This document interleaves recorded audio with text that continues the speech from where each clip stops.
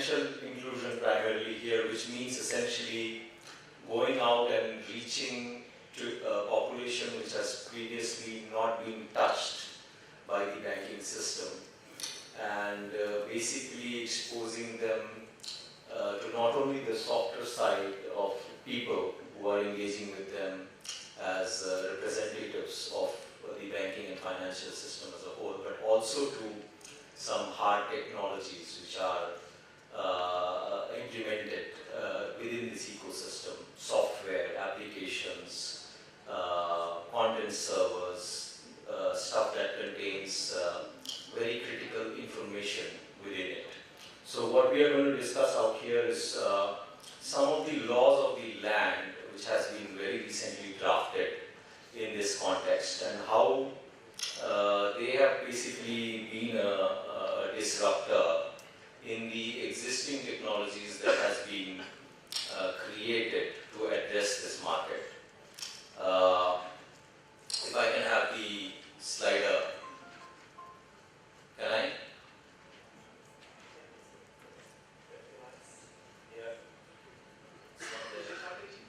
Oh, is it? No. All right.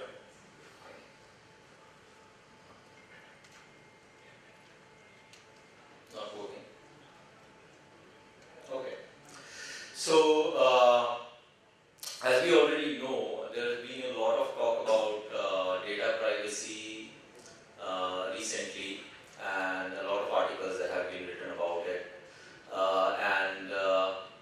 Supreme Court of India, who is probably the highest authority in this country as far as judicial and rights of users go, they have even drafted this into a law, and that same law has been also mentioned in the IT Act of India, which is essentially the all-encompassing document that everybody or every technology implementer goes through in order to ensure that all the laws of land are essentially implemented properly within any application or any solution that is a hard solution which is proposed or implemented. Now, so what we are going to discuss is why is suddenly data privacy important, and what we will try to do is we try to look at a similar disruption that has happened specifically related to Aadhaar numbers, and see how they have been able to successfully, Aadhaar as an organization have been able to successfully address and mitigate any non-compliances that they had with the recent laws, and probably understand and learn how we can emulate the same in the existing technologies which are present in the market, and see whether they can be improved upon or changed in order to ensure that data privacy is still maintained properly. So essentially, as you know, with the new Supreme Court directive, all PII data is now, it's a fundamental right of a user. So if there is any PII data that is leaked in some way or find its way to organizations who are not supposed to have such data, then essentially it becomes an issue that you have to deal with in court. So all such leakages are now subject to penalties from the Court of India. There is this particular section that really talks about what data is PII and what is not. So obviously, not all of the data that you gather from users are considered PII. But with the current technologies which are really implemented specifically in the financial inclusion market, that tries to enable users to very easily interact with such systems. For example, there are POS devices which just allows fingerprint to be authenticated. There are other really simple authentication mechanisms which contain very critical data that are enabled in such interfaces. Now, and even with the recent, I don't know, probably you have gone through it, there's a facial ID authentication system also coming up in India, which can really which has huge potential to be used in the financial inclusion domain and its application scope. So, all such data is really very critical because you can basically identify and locate an individual. It's very, very, very private to an individual. So there is a section 72 which is mentioned in the IT Act of India that really tells you, what kind of data is personal and needs to be protected with adequate due diligence done within your applications or within your infrastructure that provides access to such individuals. Now, I would not go through the video right now, but essentially, I just wanted to, data privacy is new in India. It was not something that people really got concerned about earlier, but now there is a growing acknowledgement and realization among people that private data should not be available outside and it should not be accessible from people who are not meant to access it. So this, we can look at another possibly developed country where such private data actually got leaked in mass, and the repercussions that it had on organizations or institutions who were dealing with such private data. So Equifax is a very well-known case out there in the US. They had a similar reach. They had a similar customer base, very similar to our organizations who are particularly active in financial inclusion system. And there was a humongous amount of private data which they were supposed to keep guard on, which unfortunately got leaked out there in the market, and that resulted in a very serious penalty, and not only penalty, a reputational loss to the organization, which they have still not been able to get over. And it broke the back of the business, and moreover, it broke the trust that existed between users of such systems and the system provider themselves. So imagine if something like that happens in our country. Essentially, these users are new to the BFSI domain in the first place. So if there is a breakage of trust now, it would really, it has the potential of creating a havoc in this new and upcoming, customer base. So let's look at what do you potentially have in your system that could be considered PII, right? Now, this is obviously relevant to the financial inclusion solutions, but not only relevant to the financial inclusion solutions, but overall to all the data that is typically contained within the banking ecosystem.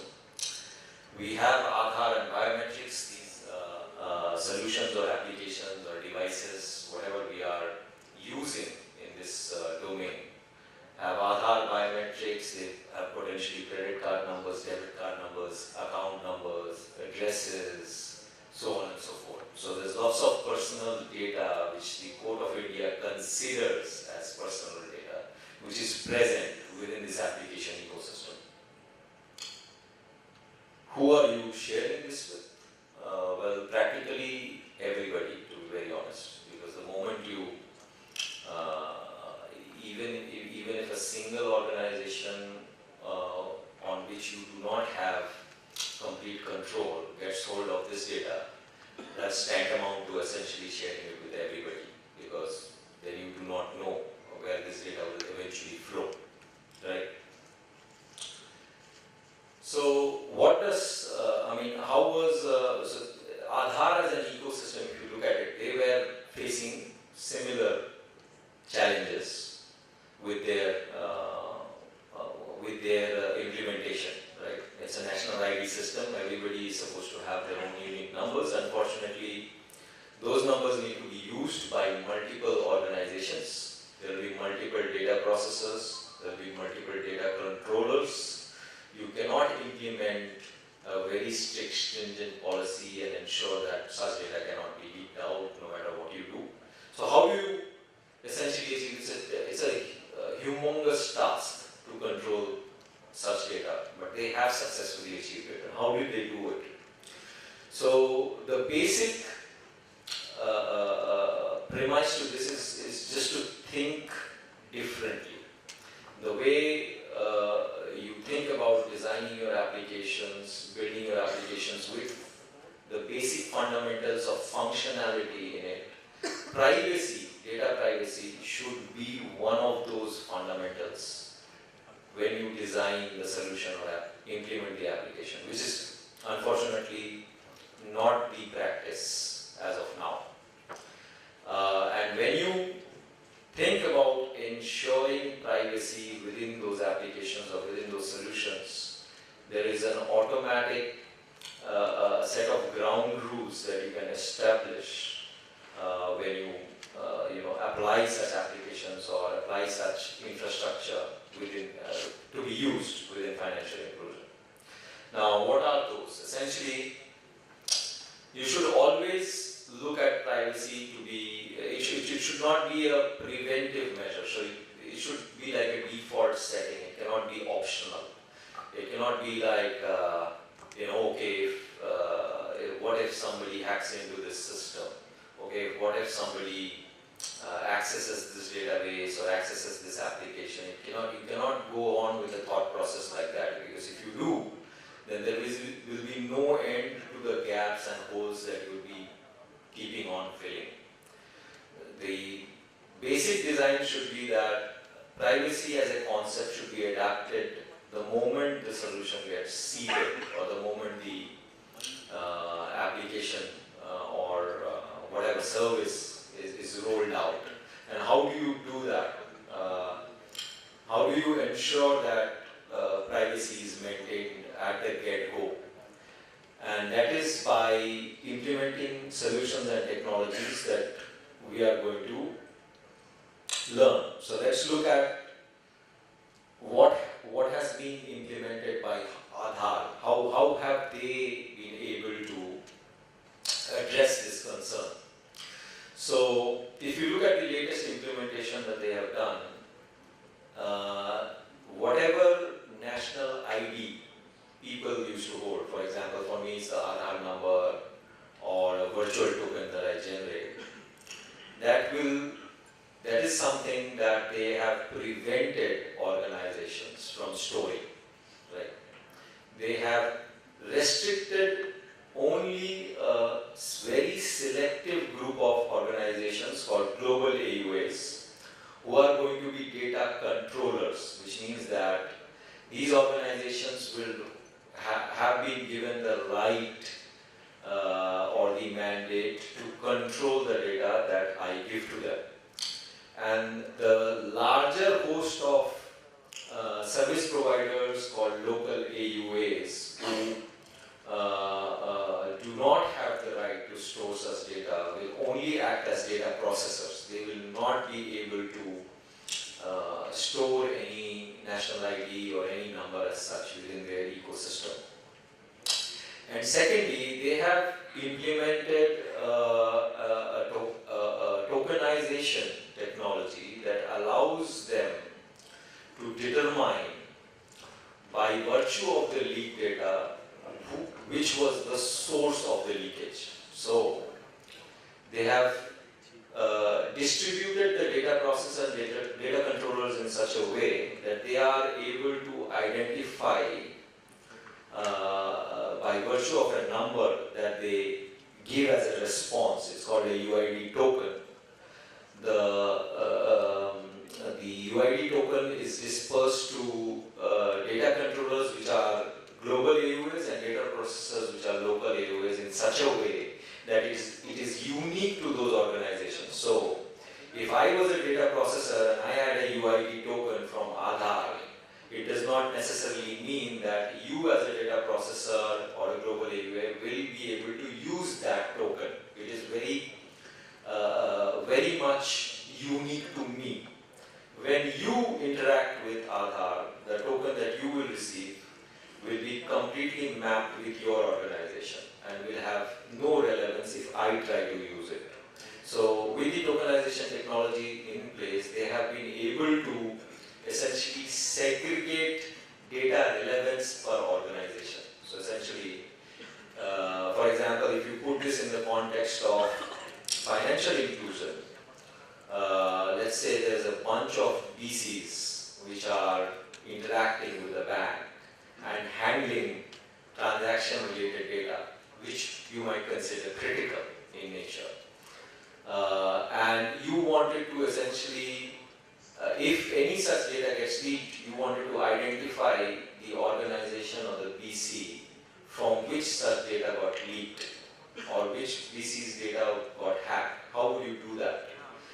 The way is to implement a technology like tokenization that allows you to issue tokens to these BCs like Aadhaar does. Aadhaar does it with a number, you could do it with whatever the data is relevant to you.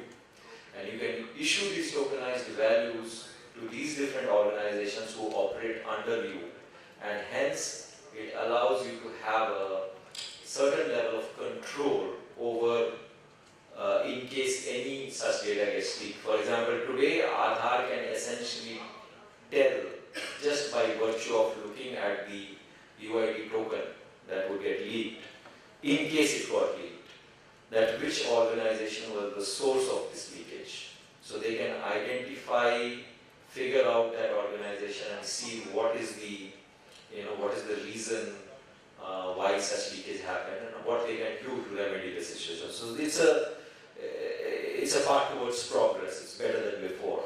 So similar technology can be implemented by service providers, by application vendors, by whosoever is providing services for financial inclusion to allow identification of organizations related to this data. I will not go into the solution scope much. This is really, it would get a bit technical. So essentially, we as an organization have participated in formulating this tokenization solution. And in fact, this is something that has been implemented within our organization as well, because we act as service providers also within the same scope. We have personalization bureaus that deal with credit card, debit card data in detail. So we have implemented similar technology, and it has allowed us to have a certain level of control over the data with respect to the different organizations that we are dealing with. So we have at least been able to learn from this experience and implement similar technologies within our organization. Thank you.